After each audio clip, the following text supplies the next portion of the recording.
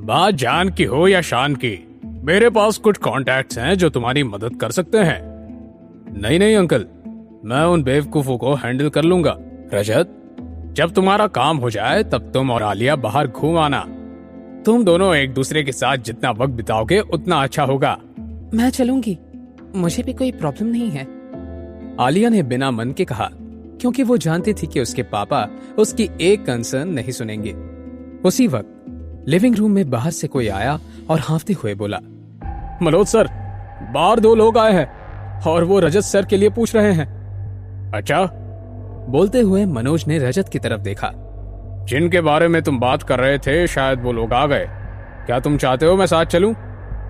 नहीं, आप उन्हें अंदर बुला लीजिए, अंदर आने दो उन्हें। कुछ मिनट बाद आहान और रॉकी उस रूम में आए। उन्हें देखकर आलिया की आंखें खुली की खुली रह गई।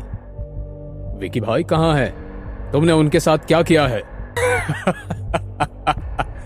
ये कहते हुए रॉकी की आंखें बिल्कुल लाल हो गई थी। वो एकदम से 2 कदम आगे आया और उसने रजत को मुक्का मारने के लिए हाथ हवा में उठाया था, पर रजत 10 से मस नहीं हुआ और उसके आगे एक लंबा चौड़ा आदमी आ गया। यह आदमी रजत का बॉडीगार्ड शेरा था। अगर रॉकी की जगह कोई और होता तो शायद वो वहीं बेहोश हो जाता, पर रॉकी भी ट्रेन था। उसने खुद को बचाने के लिए फुर्ती से अपना शरीर हिलाया। ये देखकर शेरा को गुस्सा आया। उसका वार खाली कैसे जा सकता था, इसलिए उसने अपने घुटने से रॉकी को पेट पर मारा। रुक जाओ!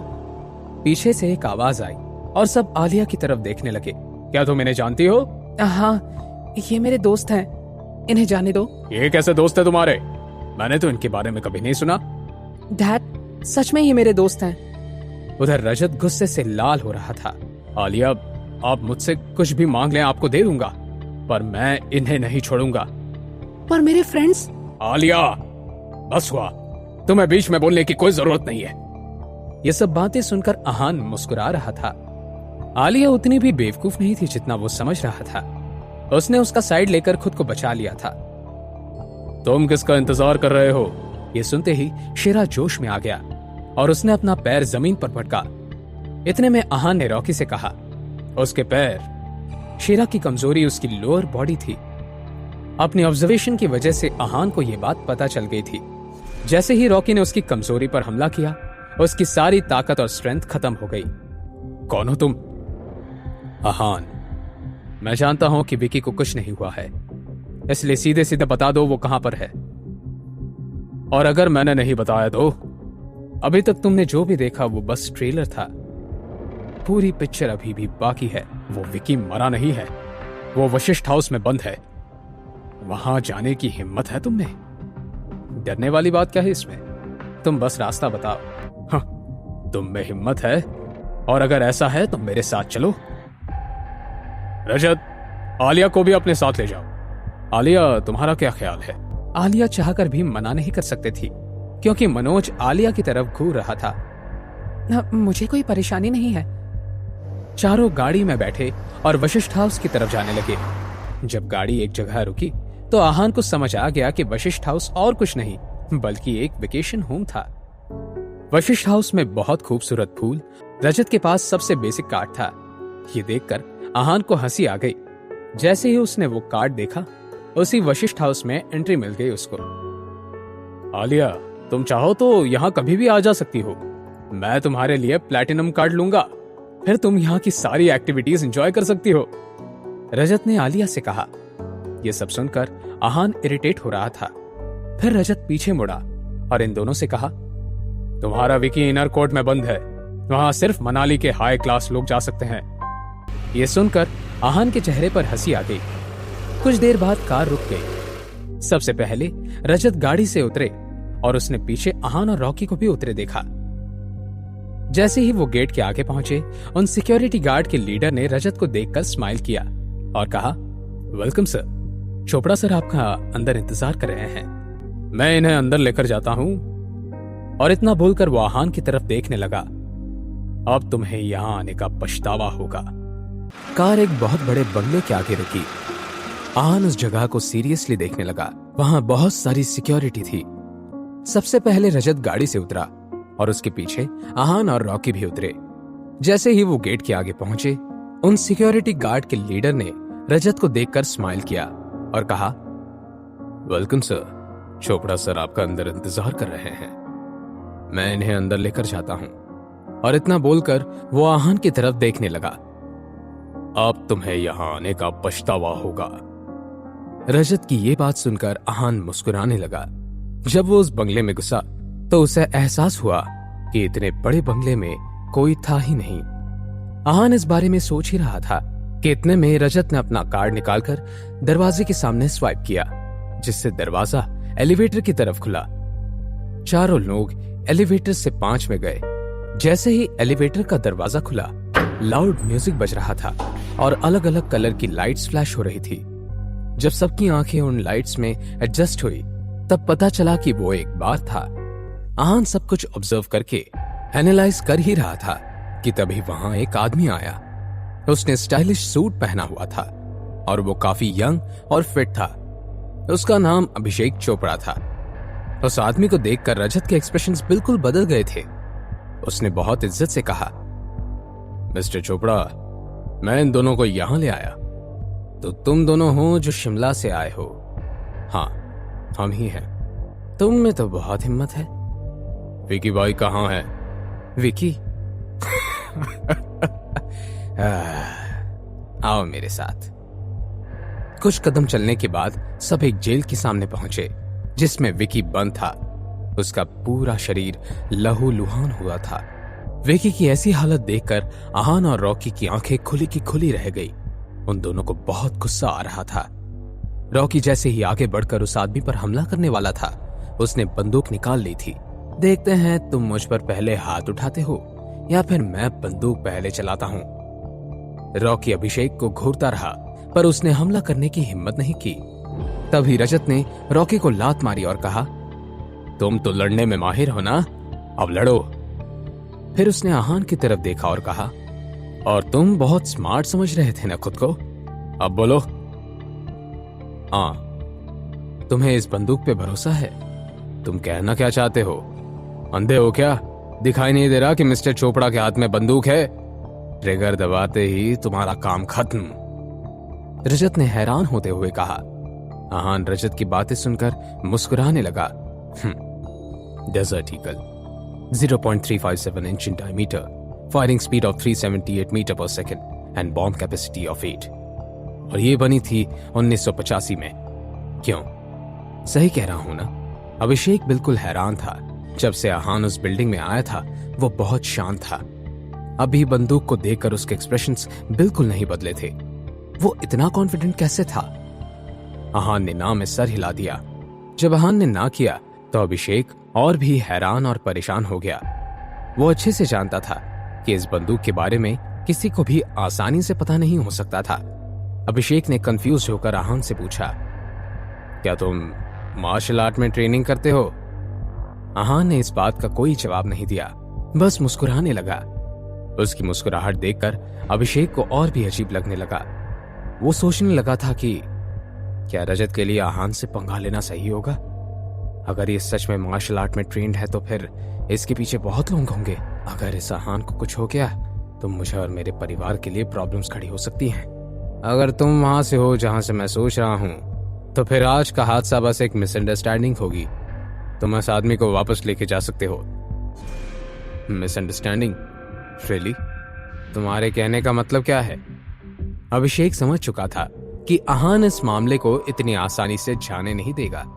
अगर मेरे दोस्त के साथ तुम ऐसा करोगे तो मैं तो बदला लूंगा ही। ये मामला अब तभी खत्म होगा जब तुम दोनों के हाथ टूटेंगे।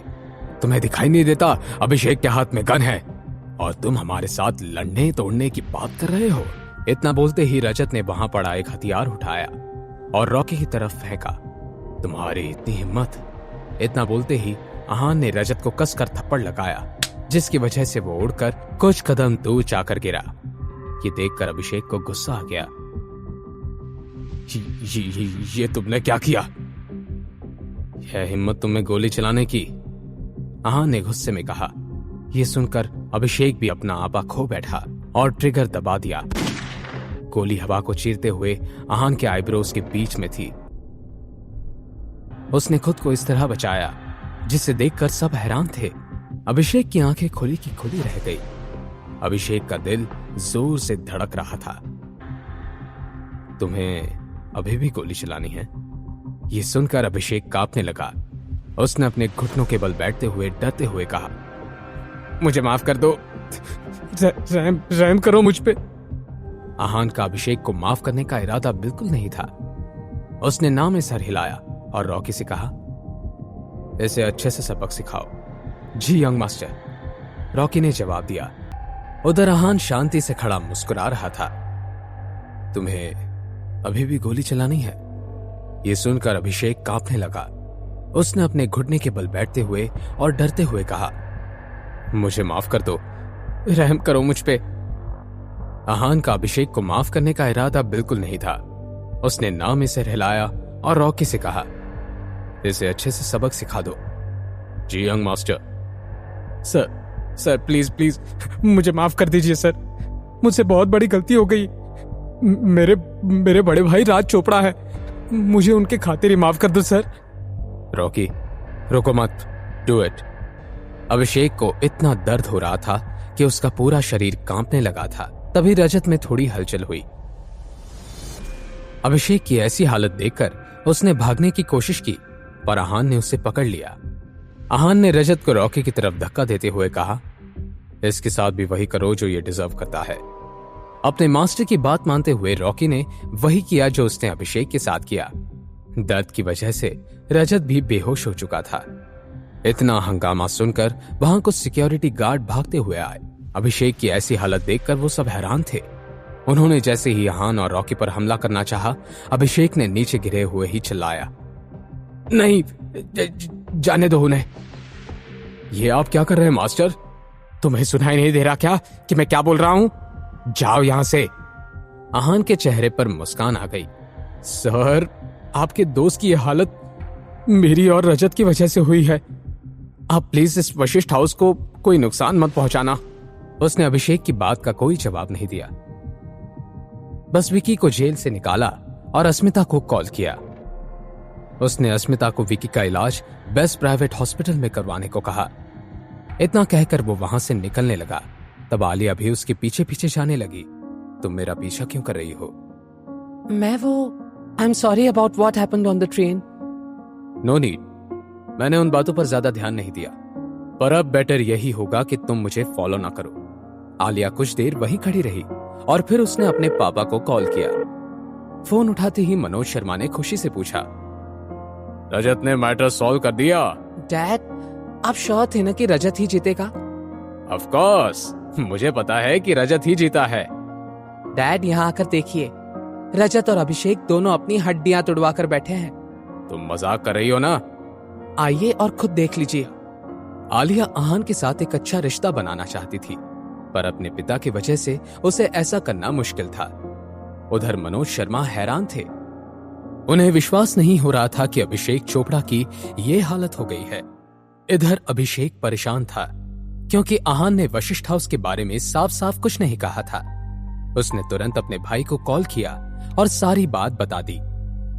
राज ने फोन रखते ही अपने गुरु से पूछा कि क्या जो मूव आहान ने किया वो कर सकते थे। ये मूव करना मुश्किल है, बहुत मुश्किल है। इसे सिर्फ और सिर्फ मार्शल आर्ट स्कॉलर ही कर सकता था। इसका मतलब ये हुआ कि वो एक स्कॉलर था और उसकी प्रैक्टिस किसी भी मार्शल आर्ट ट्रेनी से बहुत ज्यादा थी। जब आहान के बारे में सारी इंफॉर्मेशन आई तब उन्हें पता चला कि आहान का पूरा नाम आहान रायजादा है और वो ही आगे जाकर रायजादा ग्रुप ऑफ इंडस्ट्रीज का मालिक बनेगा। ये सब देखकर राज ने आहान से मिलने का मन पक्का कर लिया था। वो आहान की होटल की तरफ गया जहां वो सबसे पहले अस्मिता से मिला। हेलो डायरेक्टर अस्मिता। हेलो मिस्टर चोपड़ा, आप यहाँ कैसे? मैं यंग मास्टर से मिलने आया हूँ। क्या आप मुझे उनसे मिलवा सकती हैं? Young master? अब इस बारे में इतना मत सोचिए, मुझे सब पता है। आप मुझे यंग मास्टर से मिलवाएंगी ना? वो आराम कर रहे हैं, मैं पूछकर बताती हूँ। इतना बोलकर अस्मिता आहान के रूम की तरफ चली गई। उधर आहान अपने होटल रूम में आराम कर रहा था। इतने में दरवाजा नॉक हुआ और अस्मिता अंदर आई। Sorry to disturb you sir, आपसे मिलने मिस्टर राज चोपड़ा आए हैं। अंदर भेज दो उन्हें। अस्मिता ओके बोलकर वहां से चली गई। उसके जाने के कुछ देर बाद ही वहां राज आ गया। यंग मास्टर, बैठ जाइए। यंग मास्टर, मैं अपने छोटे भाई की तरफ से आपसे माफी मांगता हूं। मुझे उम्मीद है आपका दिल बहुत बड़ा है और आप उसे माफ कर देंगे। मिस्टर चोपड़ा, मेरे और आपके भाई के बीच में जो कुछ भी हुआ था वो अब बीत चुका है। अब जब तक आपका भाई मेरे लिए कोई नई प्रॉब्लम नहीं क्रिएट करेगा तब तक मैं उसे कुछ नहीं करूंगा। Don't worry. Thank you young master. मैं चाहता हूं कि आप वशिष्ठ हाउस के 30% के शेयर होल्डर बन जाएं। राज वशिष्ठ हाउस में हाईएस्ट 38% शेयर का स्टेक होल्डर था, पर अब उसमें से 30% शेयर वो आहान को देना चाहता था। तो दूसरी तरफ रजत चौधरी को हॉस्पिटल में इस हालत को देख इसके पेरेंट्स को बहुत गुस्सा आ रहा था। रजत की मां सुहासिनी चौधरी बहुत गुस्से में थी। ये सब तुम्हारे साथ जिसने भी किया है, मैं उसे छोड़ूंगी नहीं। बेटा, वो कौन है तुम मुझे बताओ, मैं उसे ढूंढ कर लाऊंगी, फिर तुम्हें जो करना है कर लेना। आहान, उसका नाम आहान है और वो शिमला से आया है। मैं अभी उसे ढूंढ कर लाती हूं। रुक जाओ। एक आवाज ने उसे रोका। आवाज थी ब्रिज चौधरी की, जो रजत के पिता थे। तुम जानती हो तुम क्या करने जा रही हो? यह मामला पहले ही बहुत बढ़ चुका है। तुम्हारे बेटे के साथ किसी ने ऐसा किया है और तुम बोल रहे हो रहने दो? जो भी हुआ तुम्हारे बेटे की वजह से ही हुआ, गलती उसी की है। तुम कहीं नहीं जाओगी, समझ आया तुम्हें? और उधर राज चौधरी आहान को 30% ले लेने के लिए कन्विंस करने की कोशिश कर रहा था। क्या आहान 30% शेयर एक्सेप्ट करेगा? अब आगे आहान और चोपड़ा फैमिली के बीच में क्या होगा? क्या चौधरी फैमिली अब कोई एक्शन लेगी? जानने के लिए देखिए अगला एपिसोड सिर्फ पॉकेट एफएम के यूट्यूब चैनल पर, और सीक्रेट अमीरजादा के सारे एपिसोड्स को सुनने के लिए डिस्क्रिप्शन में दी हुई लिंक से डाउनलोड कीजिए पॉकेट एफएम ऐप।